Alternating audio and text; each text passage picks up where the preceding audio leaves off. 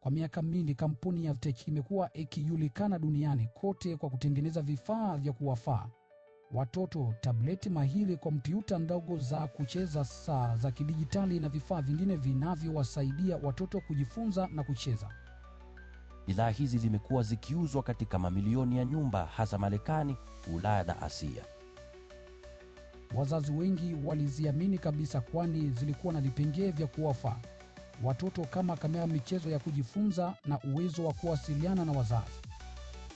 Kulikuwa na programu maalum inayoitwa KidNet ambayo iliruhusu mtoto kutuma ujumbe, picha, video au hata rekodi za sauti moja kwa moja kwa simu ya mzazi. Pia kulikuwa na duka la programu la Avtech Learning Lodge ambapo wazazi wangeweza kupakua michezo, vitabu vya kielektroniki na maudhui zaidi ili kuwafaa watoto wao.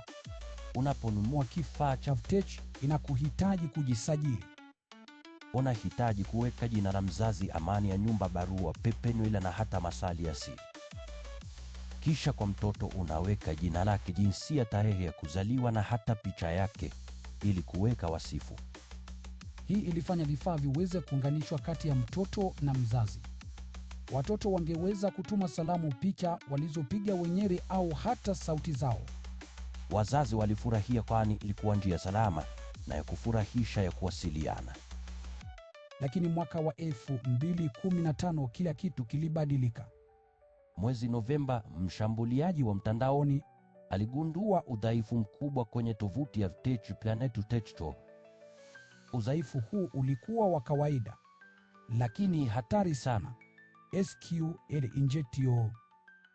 Hii ni njia ambapo mshambuliaji anaweza kuingiza amri za kompyuta kwenye sehemu za kuingiza data na hivyo kufikia hifadhi data bila idhini. Kwa maneno rahisi, ni kama mlango wa nyuma ambao haujafungwa vizuri. Mshambuliaji alitumia skripti ya hisi na akafanikiwa kuingia. Kwa haraka alipata ufikiaji wa juu kabisa, root access, yaani udhibiti kamili wa tovuti. Alisema, mwenyewe nilishangaa sana. Ilikuwa rahisi kupita kiasi. Nilipata root haraka sana. Nini kingine ningeweza kupata? Alianza kutafuta.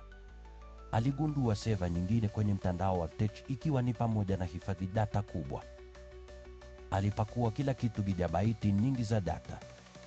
Kisha kakaondoka. Nyumbani kake alianza kuangalia alichopata. Kwanza aliona jedwali la parent, majina ya wazazi, barua pepe, nywila zilizohifadhiwa kwa njia dhaifu sana kwa kutumia hash bila ulinzi wa ziada, maswali ya siri, majibu yao, anwani za nyumba na hata anwani za IP. Kulikuwa na akaunti zaidi ya milioni 48 za wazazi. Kisha akagundua jedwali lingine na majina ya watoto, tarehe za kuzaliwa, jinsia na namba ya mzazi. Kwa kuunganisha majedwali haya angeweza kujua jina kamili la mtoto na anwani yake. Watoto walikuwa zaidi ya milioni 6, wastani wa umri miaka 5.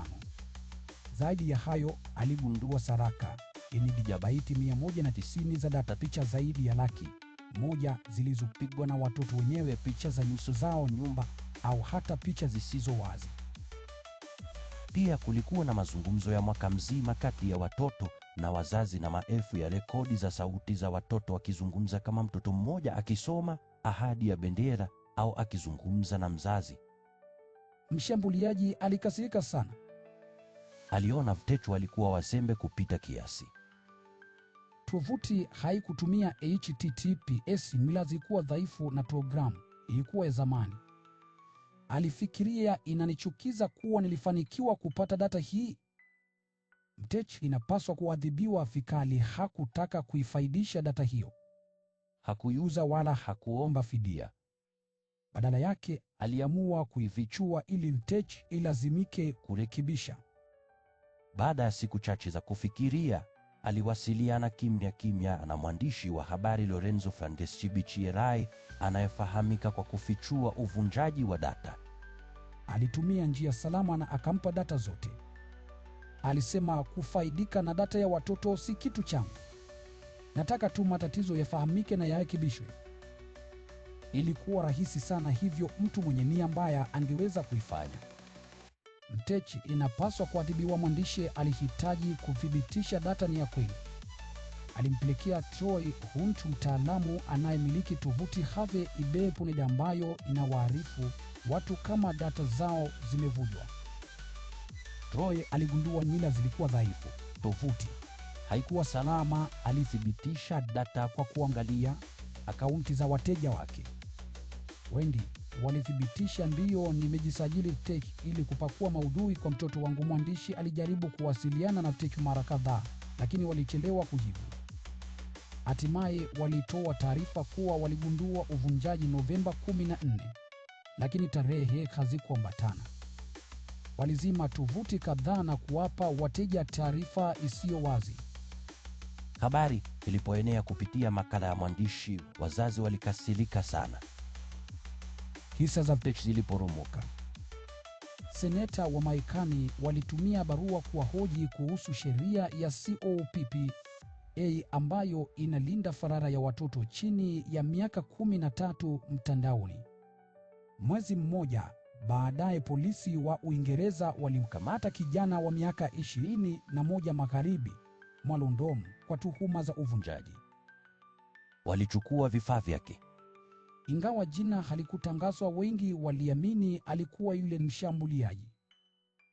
Baadaye Tech ilisema alipata onyo rasmi tu.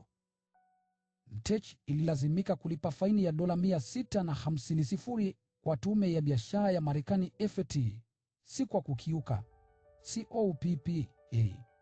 Walilazimishwa kuboresha usalama na kufanyiwa ukaguzi kwa miaka 20. Walibadilisha sera. Sasa wanasema picha na sauti zinahifadhiwa kwa usimbaji fiche. Wazazi waliwashtaki, lakini kesi ilifutiliwa mbali kwa sababu hakukuwa na madhara ya moja kwa moja. Tukio hili la Tech bado linatajwa hadi leo kama onyo kubwa. Inatuonyesha hatari ya data ya watoto mtandaoni na jinsi kampuni zinavyohitaji usalama imara. Mshambuliaji, ingawa alifanya kosa, alifanya hivyo ili kulinda watoto, na matokeo yake yaliboresha usalama wa mamilioni. Hii inatuonyesha kuwa hata katika ulimwengu wa mtandaoni wenye hatari, kuna watu wanaochagua kufanya jema.